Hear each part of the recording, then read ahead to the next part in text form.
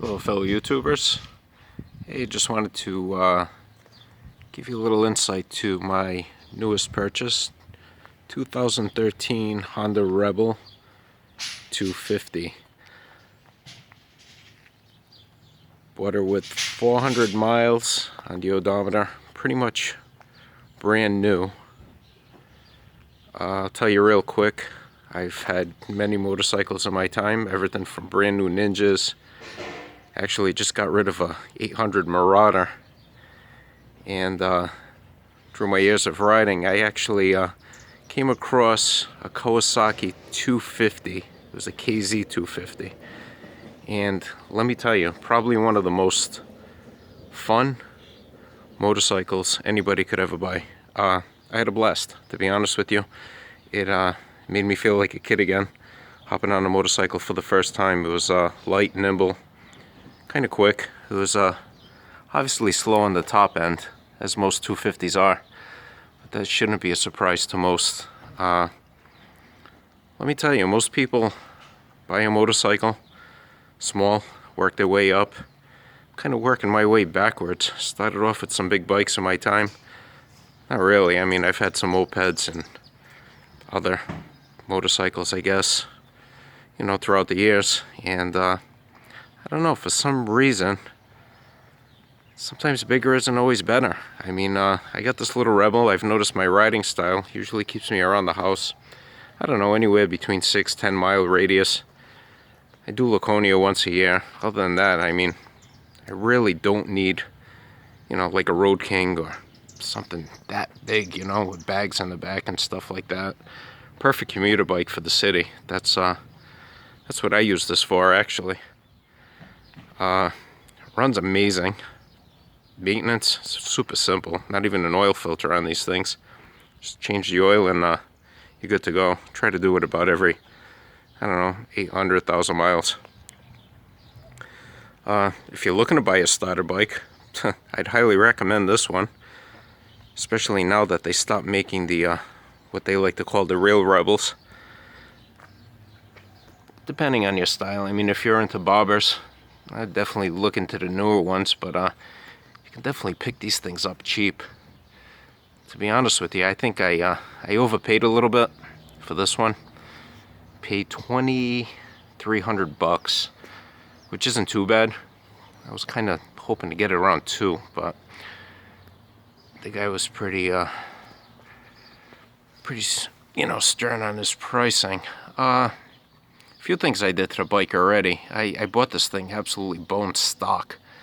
To me, it is still kind of stock, but I don't know. Many would consider this a mild custom, maybe. We'll start off with the back. I got one of those stash boxes just because Rebels don't seem to have much storage space. I mean, God forbid you want to put your registration somewhere. They do have a toolkit, and I'll show you on this side of the bike. Right there. Perfect spot to keep your registration and stuff, but ironically, you need a tool to open up the kit, so unless you feel like carrying a flathead screwdriver with you constantly, probably not one of the best options to store your registration and other fun facts about the bike. So, stash box, it looks a little boxy for me, but you really can't tell. Probably the best option out there, I guess. Figured I'd point that out to you in case you run into the same situations I did as far as storage goes. I really like the stock pipes. Wish they were a little bit louder, but I do like the look. Dual exhaust, timeless classic look. I mean, they've been making this bike now since what, 1985? Let me tell you about me. I absolutely adored the 80s, so being able to go back in time and buy something almost brand new that looks like it was made in 1985 was definitely a selling point. Another thing I added to the bike is this, in Rhode Island we have to have an inspection. Our stickers aren't that big, so it's kind of good. Went to the Harley shop, bought that little plate. It's like $22. I swear, man, Every time you go to a Harley shop, they get you coming and going. Front wheel looks great. Classic, obviously. Nothing's been done over there. Probably the biggest improvement, I would say, that I had to do, or I did actually, was when I bought this thing. Boy, let me tell you, I felt like I was riding a girl's Schwinn bicycle. God, my knees were right up against my elbows. Such a tight fit. And my little KC had drag bars on it, so I said, you know what, I'm going to throw some drag bars on this. And I realized how much work was entailed just because the speedometer is actually attached to the risers, so which made things a little more difficult. But after doing tons of research online, hooked up with those wonderful folks over at Blue Collar Bobbers, and they absolutely make such a beautiful kit. It's amazing. Oh my God, it just transformed the look of the bike. Drew some kinetic grips on the bike as well, some billet mirrors, and by doing the bars, I actually exposed the steering nut, which allowed for me to get one of these nifty clocks. These things come in super handy, especially as a commuter bike. I'm always running late, so it's nice to know what time it is, or at least to know how late you're gonna get to work. So, well, whatever. But yeah, she's definitely a pretty bike. I actually named her Bella, just because, I don't know, it's for some reason I like to name my motorcycles. And she ranks right up there. She's, I don't know, pretty nimble, light, easy to maneuver, super cheap on gas. Oh my goodness, I'm like spending nothing on fuel. It's ridiculous how efficient this motorcycle is. That's pretty much it. I get my balls busted every once in a while. You know, my friends show up with their, you know, their bigger bikes and stuff, and you know, whatever. I'm already at that age. I just don't care. I'm making myself happy. I'm smiling ear to ear with this thing, boy. Let me tell you, she runs good. Runs amazing, actually. Like I said, if the exhaust was a little bit louder, I just don't want to screw around with drilling out the baffles, and you know, then you have to rejet the carburetors and stuff like that. It's just, nah. Been there, done that. Those days are pretty much behind me.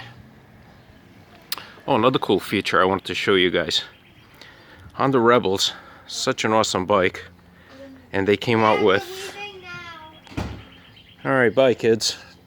I love how Daddy was recording a video and then Marissa decides to do it. It runs really fast. The seats are comfortable. And it goes brum brum very loudly. Alrighty, so you just got my review from my daughter. She's my youngest one, and a bunch of her friends decided to eat all my food, hang out at the house, but oh well, joys of being a single dad. Hey, the thing I was mentioning earlier, and I got a little sidetracked by the entourage, is this little nifty magnetic dipstick for the Honda Rebel. I think it's made by a company called Gold Plugs. I like the idea that it's grabbing as many particles as possible. As mentioned before, there is no oil filter on this motorcycle, so having a little extra protection, I guess, will help. Who knows? But I just bought it for looks alone. This motorcycle came with that ugly, god-awful plastic dipstick on it,